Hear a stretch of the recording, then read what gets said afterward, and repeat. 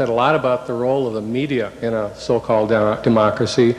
I'm wondering how you see the role of our educational system, what it's doing right now, what forces are driving it, and what constraints are on it, and how should it operate? Mm-hmm. Well, I quoted the Trilateral Commission view of the educational system, namely it's a system of indoctrination of the young.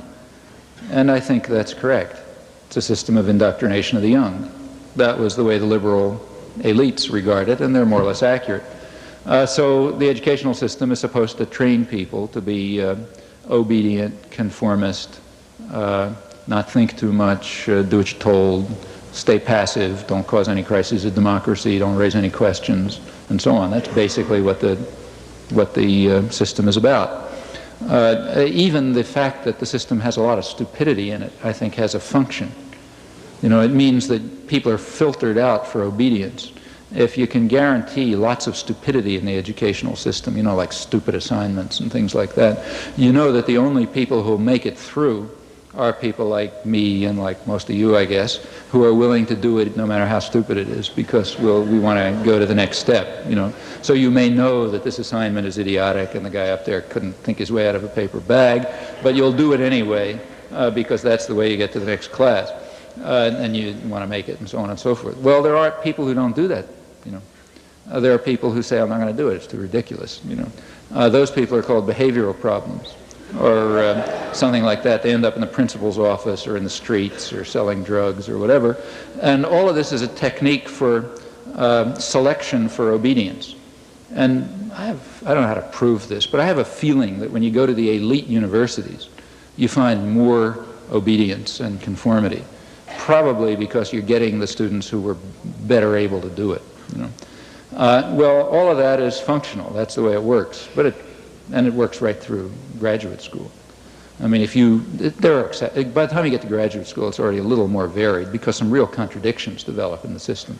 The problem is that you can't have progress this way. You know, now, especially in the sciences and engineering, that's a problem because the corporations need science and engineering.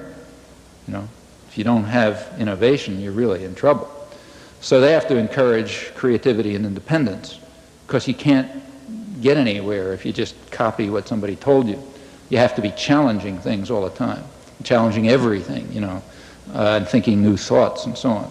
And there you got a real contradiction. It's hard to train people to be creative and challenging and so on, and yet to ensure that somewhere else in their lives they're conformist and obedient and never think. So you have problems. That's a serious problem in Japan, incidentally. We think of Japan as this tremendous superpower, but that's very misleading. Japan, for example, is very poor in science, for example, and they're aware of it. And part of the reason is it's part of the same thing that makes them good workers, obedient workers. It's a very obedient society, very deferential and conformist society, and one effect of that is that you know there are real constraints against independent, free thinking, and you see it in the sciences very clearly.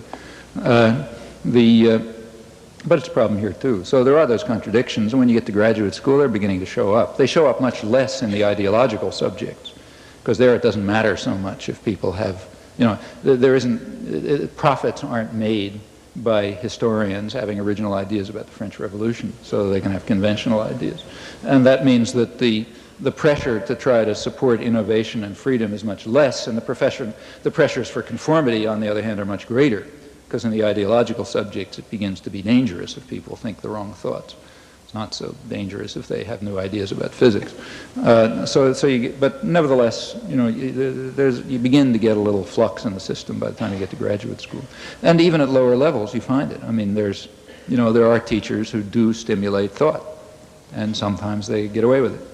And all the way through, you know, if people are learning things, you just can't control, you can't make them just regurgitate what they heard. Now, there's a lot of pressure to turn the schools into the Marine Corps, and there's a lot of support for it. For example, there's this bestseller last couple of years by Alan Bloom. That was all over the supermarkets, Closing of the American Mind.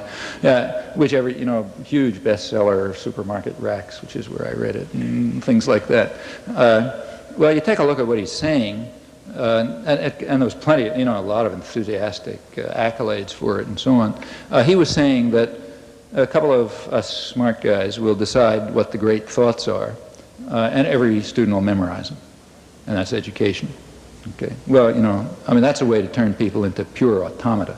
Even if they happen to pick the great thoughts, there is no way less likely to get anybody to think about those thoughts than to make that the curriculum. That finishes them off, and I think that's the purpose, really. The purpose is just to impose authority, Here's the great thoughts, all this other stuff is rubbish, just learn those and you're okay. I'll pick them, you memorize them. That's basically the line. Now, of course, that's the opposite of education. That's the way you study Talmud or something like that.